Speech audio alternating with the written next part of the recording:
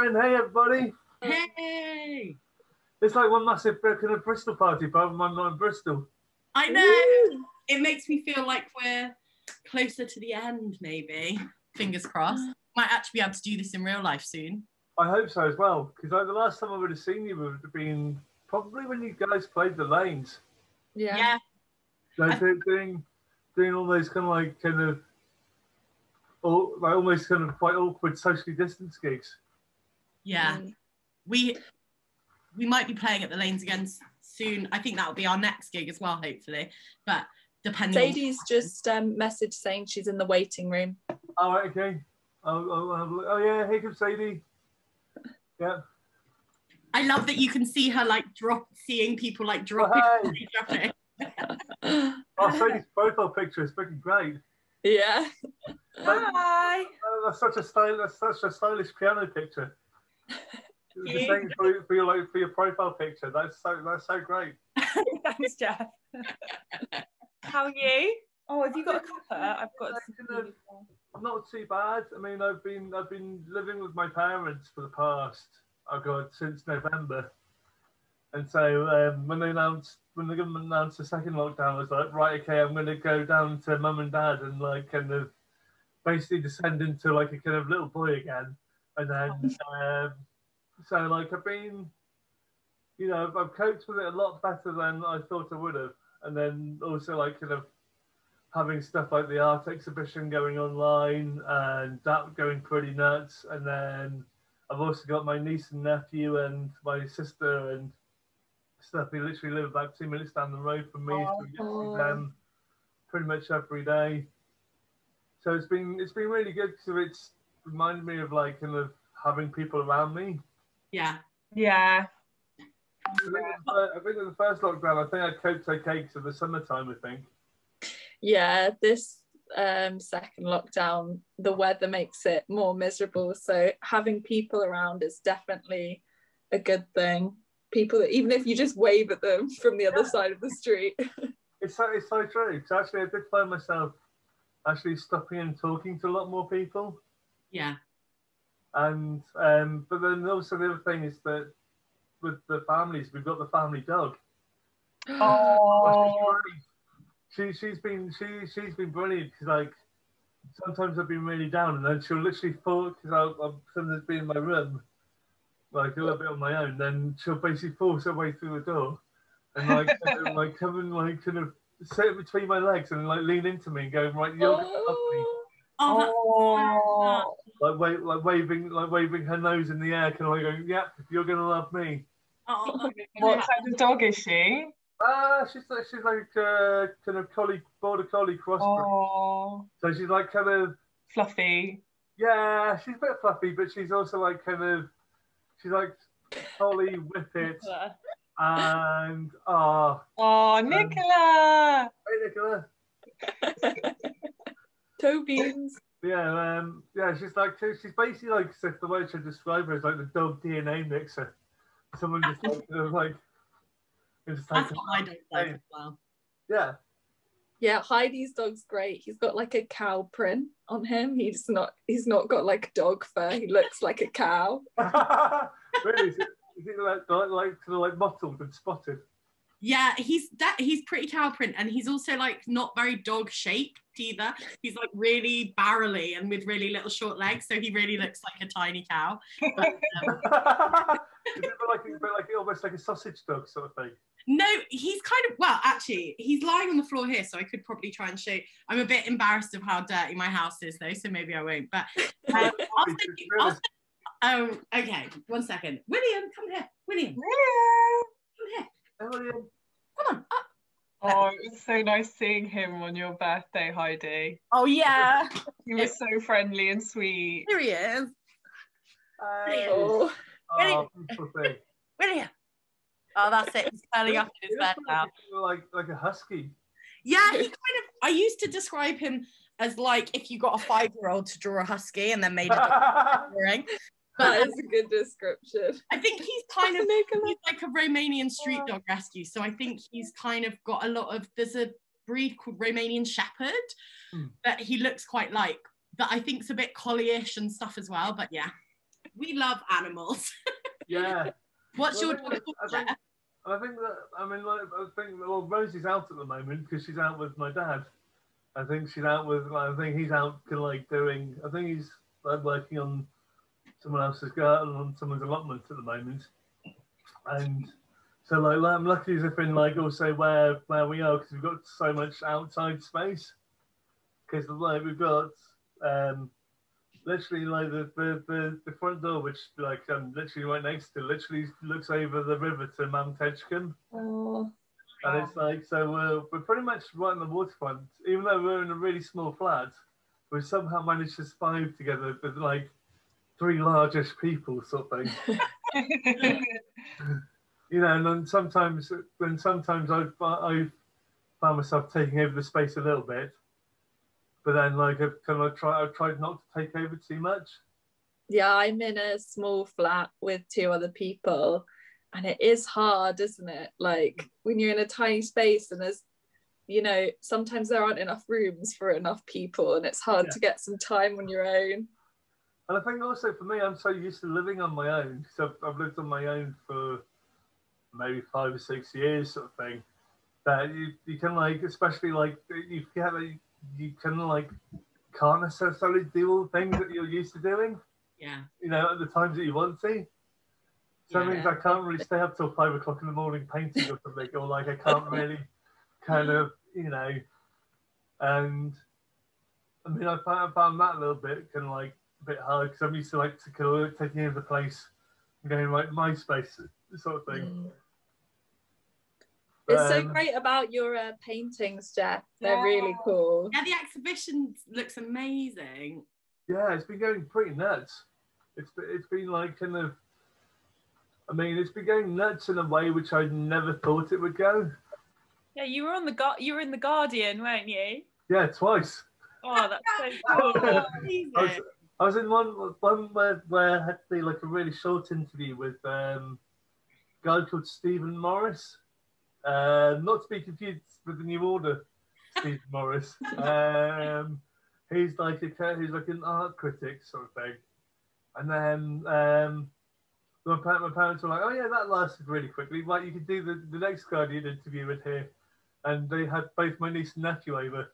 That was a big mistake. So I was chatting to a fellow music nerd.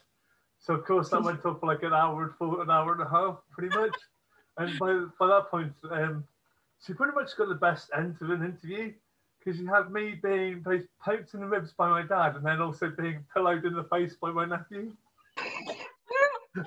And so it's like if you're gonna end like with the most kind of ego deflating way, having that happen to you, where you're literally having like kind of attacks from both sides. That's so funny. But yeah, the paintings are amazing, and it's so nice to see it just exploding, like you say. It's so cool. But the thing is, though, that it's taken a while as well, because I've probably been doing some of those paintings like 6-7 years old now, I think. And so, but then again, I guess it does take time. But yeah. I think we're realising that as well, because we wrote our single like a couple of, was it a few years? Was it like a year ago or 2 years? No, longer. Probably about a year and a bit, was it? Wow. Yeah, it just, you don't realise like how long things take just to like come to fruition. But also, it's like it's also like to a certain extent, especially with you guys, it's like organisation as well. Especially if you're like kind of being in a band and you go, right, you've got to be organised, everyone to be in a central space at a central time. Yeah. If anyone wants to be a manager, I mean, that would be great. but it must take an awful lot of like kind of like, especially to get things off the ground in the first place, the like kind of organisation sort of things. Yeah, I think Heidi is usually our organizer because she's a bookkeeper by day. And so she has the like less fun job of sometimes like shepherding us together and making sure that the questions that need answers get answers to them. It's like herding cats, isn't it? Yeah. Which is funny because I think in real life I'm probably the most disorganized out of all of us, but somehow I've got like just the right like level of organization for this, but like everything else in my life is absolute chaos. So yeah. Maybe it's just, you did used to be a manager, didn't you? So in a job, maybe you've got like these managerial skills. I used to be a manager too. God, I think I'd probably be the worst manager, to be honest. Yeah, I was too. I just wanted everyone to like me. It wasn't very good style of like, managing. Hey, that's how you get into management, by making everyone like you, sort of thing. No matter if they get away with what they get away with, it's like, right, okay, you've got to like me. Yeah. Yeah. I don't worry about that too much with Slagheap. Oh, we're like family at this point. I don't think anything could. We're gonna like you anyway. There's nothing you can do about it. Yeah, it's true. I think that, I mean, like, cause I guess that, I mean, I'm really missing, like, obviously, being able to see you guys in the flesh. Yeah. I think it's like one of the things which I miss the most. And I always loved coming and watching you play live, because no matter whatever mood I was in, I always ended up with a smile on my face. Aww. That's so lush. That's so nice to hear. Yeah, because it was like kind of, I found myself kind of almost, you know, like if I'd pick up all the keys for the different songs, so I'd be like, oh yeah, you're gonna play this song. So I found myself like kind of like I'd join in with every single song that you played. It's nice to see you singing along, Jeff. Yeah. Really, like, we feel like we've done a good gig when you're there. Just like, it always makes us feel better, definitely. It's so and also everyone always says the best gig in town is the one that Big Jeff is at, so it's like it's a big compliment as well when you're there. We're like, it's not always true, but I mean, like, if it's people that I really like. So I think the first time I saw you play was supporting the Beths. Yeah, we love the Beths. Oh man, that was a great show, wasn't it? Yeah, I think that was like one of our first like bigger shows. Really, we'd only really done like the really small, like the really fun but like very like small fun DIY rooms before. So that was like, I think that was our first time playing the Exchange, wasn't it? And like, I think you played before, because I think you played, but I think you probably either played in either the basement or you played like maybe like one of the DIY all day sort of things, I think. I think we did the was it the Pride unofficial after party? Yeah, that was before that then. That was like our third ever gig. My memory's all over the place, but yeah, the Best gig was so fun though. That was really, really I must admit, I went through like a very kind of obsessive phase. I went through a very obsessive phase with the Beths, really. I think that like, it was pretty much like I must have seen them about 5 times that year. Wow. It was pretty much right, if they're coming anywhere near me, I'm going to go and see them. We had a similar attitude, I think. Whenever they were in town, we'd be there. They're just really nice. They're really nice. I think it's Ben's birthday today, actually. Oh my god! I did say happy birthday to him from us. We love you, breakfast blog as well. Sorry. I think he got into like a tour blog where he's doing his own breakfast or something. There was something that they end up doing about like some sort of blog about like his regular breakfast diet sort of thing. Amazing. Cool. But yeah, they're so nice. We had such a nice time playing with them, and then like tried to, we've kept in touch a little bit, haven't we? And they sometimes will get in touch if they're in Bristol, which is so nice. So we've got to see them a few times, which has been awesome. Yeah. Also, like, I think you guys stand as probably the rarity is probably one of the few bands which I've seen twice on one weekend. I think it was like twice on consecutive nights. That's a big compliment. I remember seeing you guys.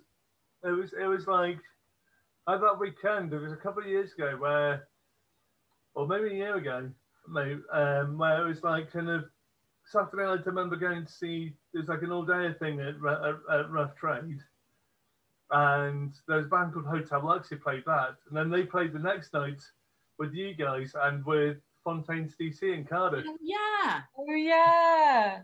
I remember that. That was because we actually played at Radio On earlier in the day from Rough Trade as well. So that was the first, we did 3 gigs in 2 days, which is our best yet as well. Because obviously the night afterwards was the Give a Shit Christmas. Oh yeah. With the world's most spectacular, with the world's most spectacularly long raffle. Yeah. Because the guy was so hammered. And he was absolutely. I mean, he wasn't so much. It was Martin von Hampton the Hammer, wasn't it? Yeah, we had a chat with him. He's a funny guy. He got one of our t-shirts and telling us that he would like never wear it, and we were like, hey, that's cool. He was like, I could never wear this on telly. And we were like, yeah, you don't need to. It's fine. Of course, you never wear it on telly. But like, it was that night was hilarious just because of like. How long did that raffle go on for? I had Thatcher's Gold, so I'm not sure I remember, but it was pretty epically long. Yeah, it was at least an hour. It was just like. But then it's partly because of there was an event which was really well organised, but they had so many kind of prizes to go through.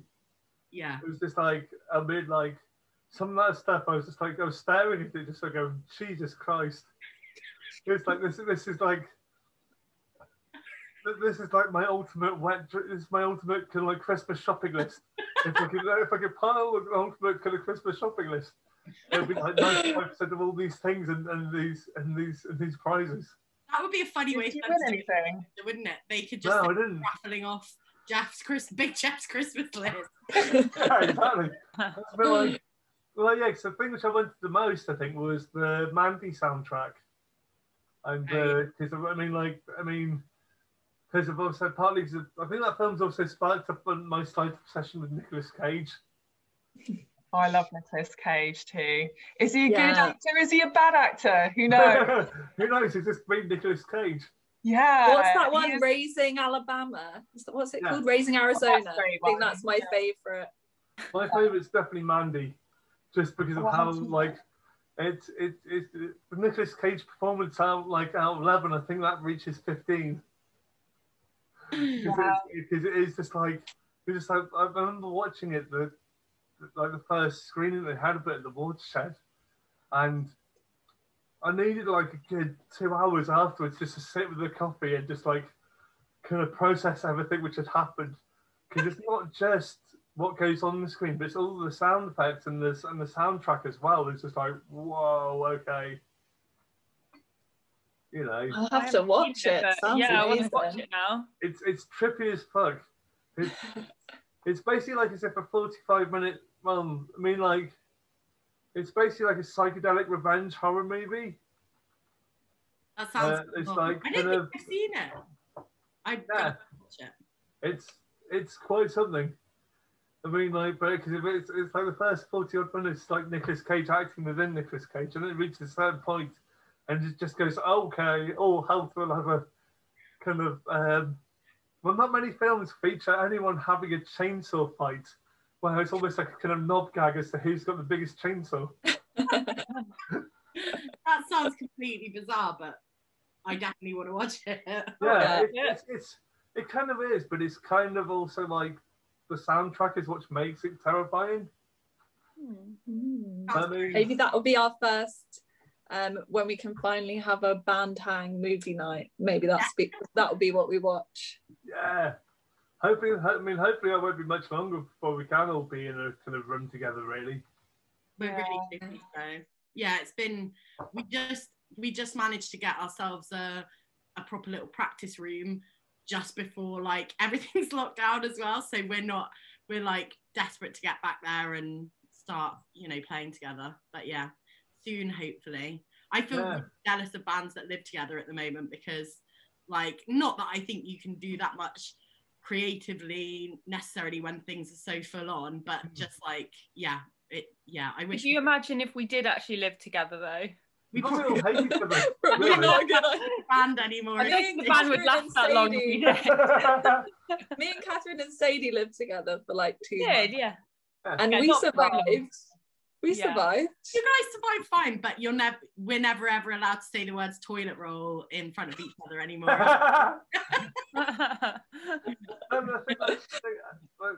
You know, it reminds me of like kind of, you know, when you mentioned the word toilet roll, it reminds me of there was this band called Hacksaw.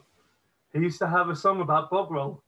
And it's like every single one of their shows, they would turn up with a bin bag full of loo rolls, which they get the entire audience to basically lob at each other. Oh my God, that sounds like my kind of gig. Free toilet roll, yes, please. I mean, they're fun, but an environmental nightmare. Yeah. I like that your angle on that was the free toilet roll, not like the... That just... No, I'm not going to say. But it's like kind of... yeah, they used to play a lot with the band called Bucky. Love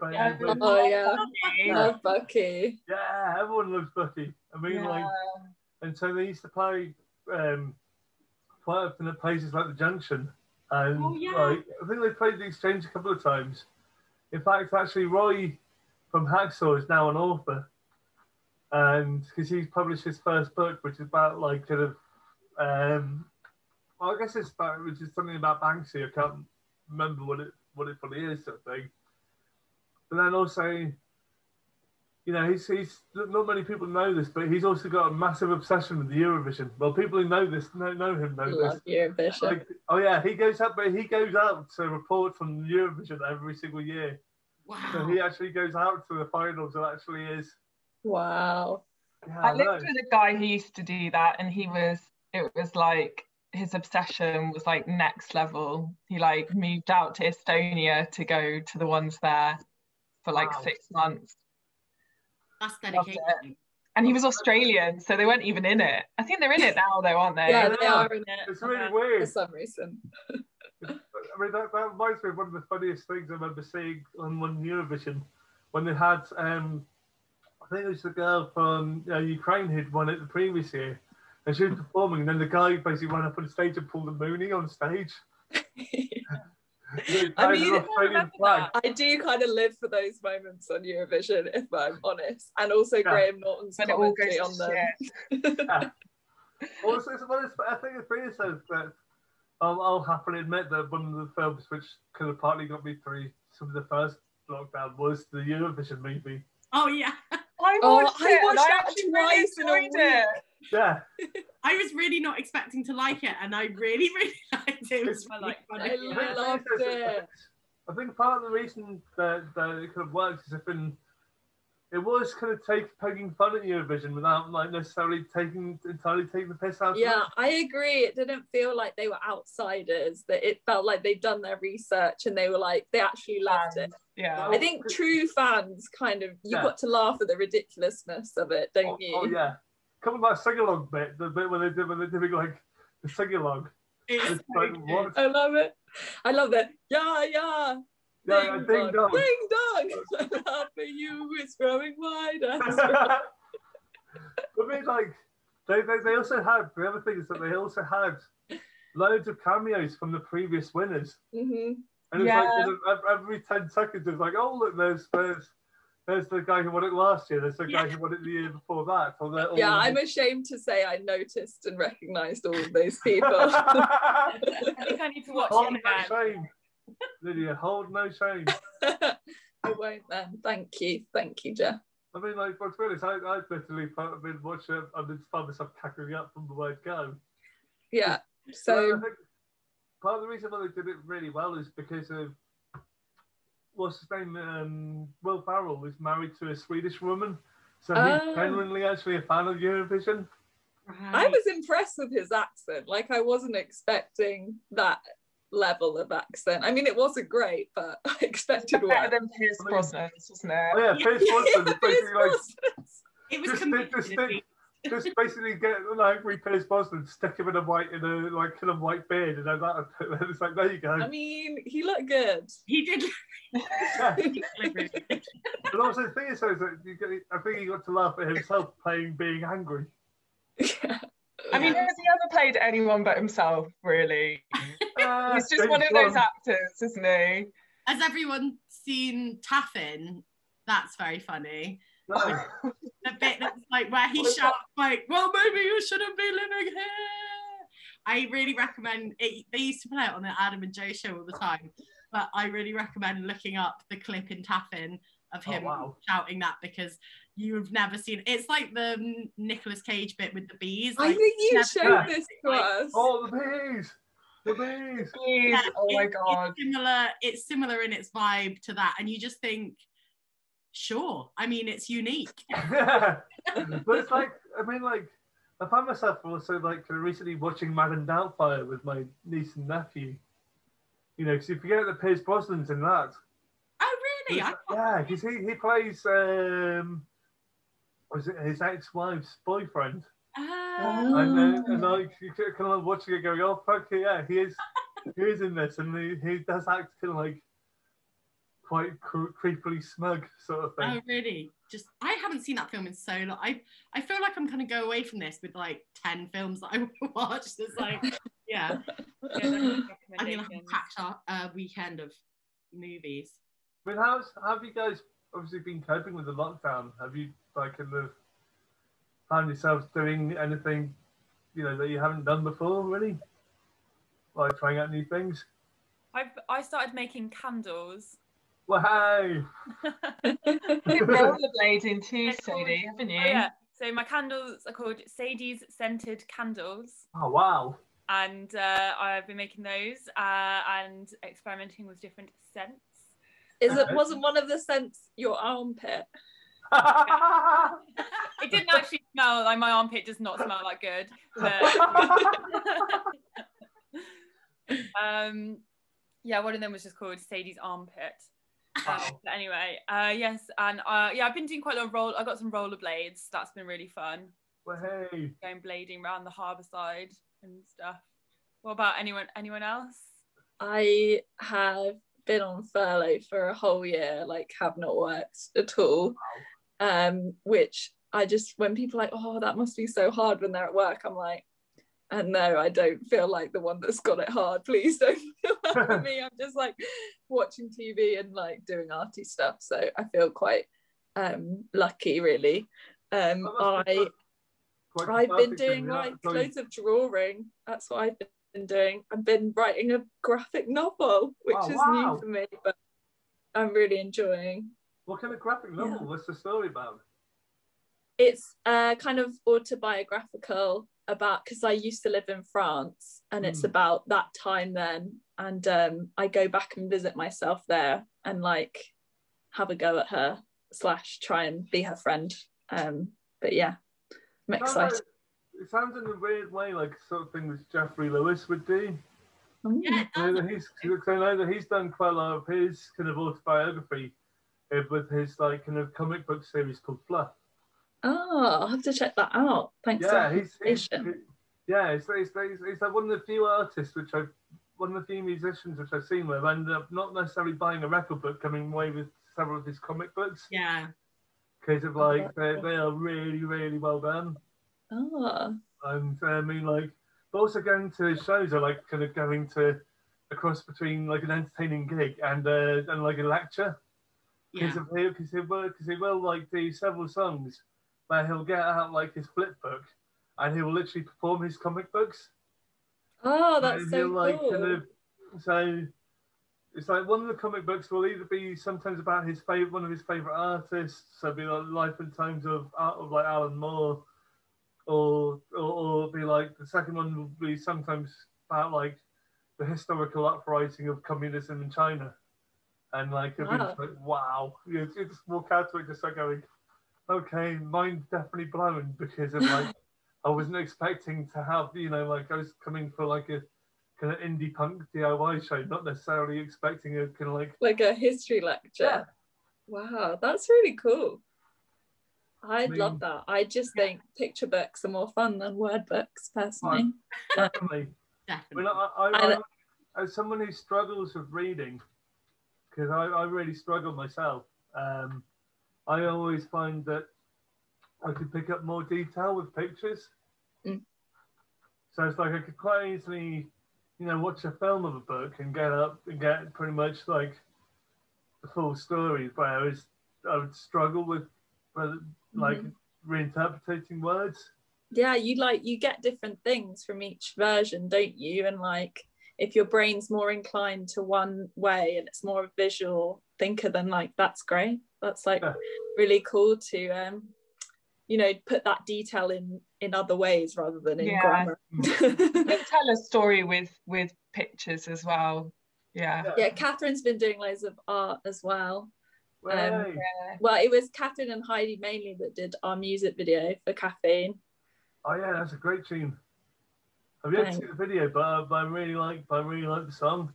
Oh, it's a great video. Catherine laboured many an hour over it. Yeah, we were like, oh, let's do some kind of different, because we did a lockdown inspired video for Peckish, so we were just like messing about, like doing silly dances and I don't know, loads of stupid stuff, like you taping your face up. And then we just thought we'd try like a stop motion kind of thing, just to do something a bit different when we were all remote. But it was so long. It was like the longest thing. Sorry. Oh, I don't know. I was on fellow at the time, and I was, I easily spent a month thinking about it every day. Hey. And I didn't even have that much footage in the end. It was only like 50 seconds or something that we chopped around. But then your bits were like so detailed, whereas I just sort of I like filled in the blanks with some silly stuff of mine and then edited it. But Catherine's were like when you see the video, you will guess which bits are Catherine's. Your bits are great too, Heidi. I think the thing How are yours, Lydia? I mean, like, cause I remember, like, I've made like a couple of animation films for Joff from Bucky. Oh, cool. And the great thing about that was that because we worked on three very short projects, so we only had like the space of about a month to literally write, animate, direct, like these films sort of thing. I think that also, like, do you find yourself liking playing around with like your limitations? Either you guys like musically or like kind of artistically? Well, yeah, I mean, I think that's what we're all about, isn't it? Like we have quite a lot of limitations, like, I guess, in terms of writing our songs, isn't it? And we just kind of do. Yeah, like we're not, like professional musicians apart from Sadie. Well, so I teach piano, but apart, not on guitar. I don't really know what I'm doing with that. So it's just about like, I guess making something that sounds like what we like with like with the tools that we've got or something. Yeah, we're more about like inviting people into us, playing around and have fun with us, rather than produce something really polished and hand it over. We like to think of it as more of a like, oh look, we're just having a go, do you want to come with us? Yeah, I think because we do everything so collaboratively as well, like we found it works better when we give ourselves quite like a fairly narrow like theme or something that we're gonna like talk about, and so we kind of apply quite like a strict, no, I wouldn't say strict, actually that's a bit strong, but like we try and sort of apply. I think we work best when we like apply limitations to what we're trying to achieve. And I think even time-wise, actually, with that video, I think Catherine was working on it for ages, and then I was working on it for a bit as well. And I think actually when we just, rather than just like working on it for as long as we wanted to, I think we really got on with it when we like set ourselves some time limits or whatever as well. I think we work best when we're like, when we've got a bit of against it a bit. Exactly. Yeah.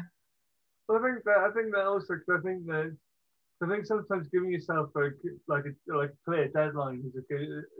I personally think it's quite a good thing. Yeah. I tend to find that if I don't give myself a deadline, then it's like, right, okay, then things don't get done. Yeah. And it's really hard to work out when something is actually finished. Like, like it's so easy with like creative stuff to just overwork it. Like the amount of times I've just like ruined a drawing in the last 10% of the drawing. It's quite good to be like, okay, well, I haven't got any time left now, like that's what we got, and sometimes that's a better result anyway.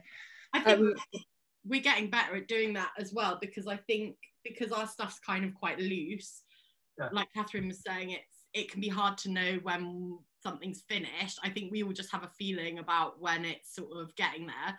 But I think it's really fun. But that kind of applies to Caffeine, the single that we've got just coming out, because we weren't really intending on releasing it as it is. It was basically just a demo that we did at the end of a day in a studio. Yeah. But we just really like the like immediacy of it, and although it's like schloopy and like, you know, I think when we heard it back, we just realized that actually it was at a point that we really liked it, and we could have probably gone off in different directions more, or like polished it up a bit more, but actually we really liked it as it was. So we decided. It's interesting how like the way you feel about something at the time is sometimes different to like a few weeks later or something, and you like because like at the time of doing that, and I think at the time of doing loads of stuff, or even just like when we're practicing and like recording ideas, sometimes you just don't realize, and then you listen back and like, whoa, that was really good, actually we should do something with that. But also I feel that with you guys, like the kind of I don't like to use like necessarily negative, like the ragginess. It also sums up your personalities as well. And it's like you could spend like loads of time polishing it up, and it just wouldn't be you. You know, I feel that sometimes you know, that's the reason why I come to see your shows. It's partly to like I like one or two of the songs, but I also like you guys, the personalities as well. That's a nice compliment. That's really nice. That's really nice. To hear. We won't get too good. I mean, there's much chance of it there. You both seen me. You've all seen me at my best and my worst. Like I remember when like you supported the acts, and I was feeling like really, really, really anxious that day. Yeah. And especially like kind of, I remember sitting down with Heidi and just like going, right, okay, like I'm really, really, really uncertain. But then by the end of that night, I was like, right, okay, this is, I'm feeling a lot better, sort of thing. That's so good. I remember that night because we sat and chatted for quite a bit outside, didn't we? And it was a really nice evening. But I think quite often, like, you know, especially in gig scenarios when we're playing, it's always nice to see you, because I feel like you do the same for me anyway, like the same for us. Like you sort of put me a bit at ease when I see you and we have a little chat or whatever, if I'm feeling like nervous about playing, or you know, so it's really nice to think that hopefully we do the same for you sometimes as well. Oh, definitely. I mean, like, well, gigs in general have done that for me, you know. Yeah, of course. I'd say that actually, you know, like kind of, so even like at the socially distanced gigs, I mean, like I was sat around the table, I would always be nearly always, if my friends were going, like we'd all be on the one table, be me, Rich, and like kind of like a mini gang of us sort of thing. Yeah. And actually, I think I probably miss that just as much as the music. Yeah. Yeah. Being able to actually be in a room with friends and actually kind of hugging people. Yeah. I remember seeing you at, do you remember the Deer Hunter and Kate Le Bon gig? Yeah. I was a bit nervous because I was just going to that on my own, and I just went up to the front. I was like, oh, it's all right, Jeff's there. And then I had a little chat with you, and I felt a lot better about being there. I remember that as well, because it can be like kind of really overwhelming sometimes especially if you go into a venue for the first time. Yeah. Sort of thing. Like, so what I'm trying to find is that because of like the gigs with like say social spaces, I find myself sometimes even talking to random people, be like, right, okay, like I'm feeling really nervous. There's this random smiling face person. Let's have a chat with them. Yeah, that's such a good attitude to have. You're so good at that though, Jeff. Like, yeah. I think it took a long time of perfecting, to be honest. It used to be right, okay, I have to kind of go and be in my space. I mean, okay, I'm nearly always down the front, but it's like, right, if people want to come and have a chat with me, they've got to come into my space. So it'd be like, right, it's easy in gigs, isn't it, to like, if you're feeling a bit nervous, to look around and think that, you know, like everyone's got it figured out and, you know, they're just thinking about their own stuff. But like, I'd love that attitude of just seeing a smiling person and, you know, they probably feel the same as you, and then you just have a really nice chat. Yeah, but also the other thing is that sometimes I used to use a lot of like, especially if I was in noisy situations, non-verbal communication. So lots of like hand signals. So even if it's like doing the okay hand signal sort of thing, or like kind of little things like that. Actually, I find that, you know, music, especially like well, going to like live music things, would lift me. So I try and notice how everyone else is reacting. Then sometimes if everyone else was reacting like, then that could sometimes slightly overwhelm me, but in a good way. Yeah.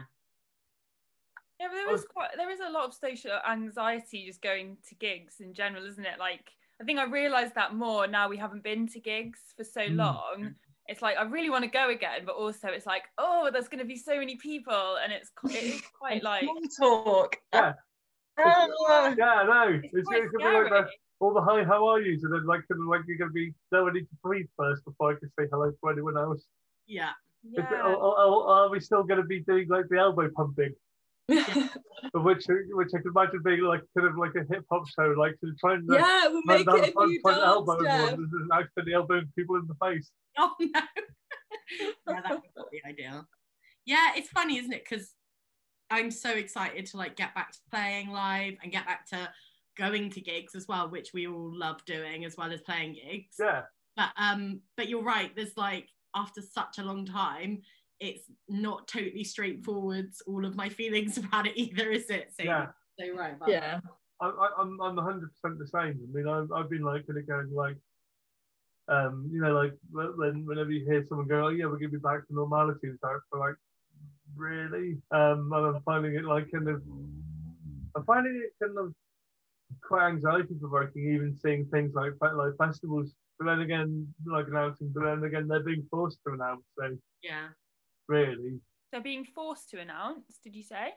Yeah, well, kind of that's how I feel. Is if in like I feel that basically like they kind of gone like, okay, they can't have any like they don't have any. I don't think they've got any cancellation fees due to COVID left. So because the government's gone right, okay, you can go ahead and basically like so they've had to be put in a position where they're like, right, do we go ahead or do we not? Yeah. But now the younger people on 50 that the vaccine's been delayed, hasn't it? Yeah, it's so, also I think it's all a bit up in the air, isn't it? Yeah.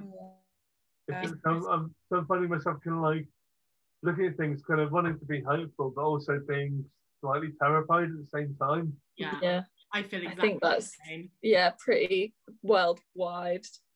It's hard, isn't it? Because you get used to one way of doing things, don't you? And COVID is stressful in different ways for different people, but for a lot of people they've just been inside their own comfort zone for like a year as well. And so it's going to be like a stretch to like enter the world again, especially with all the different things. But we did it before and we can do it again. And there are good things that make it worthwhile.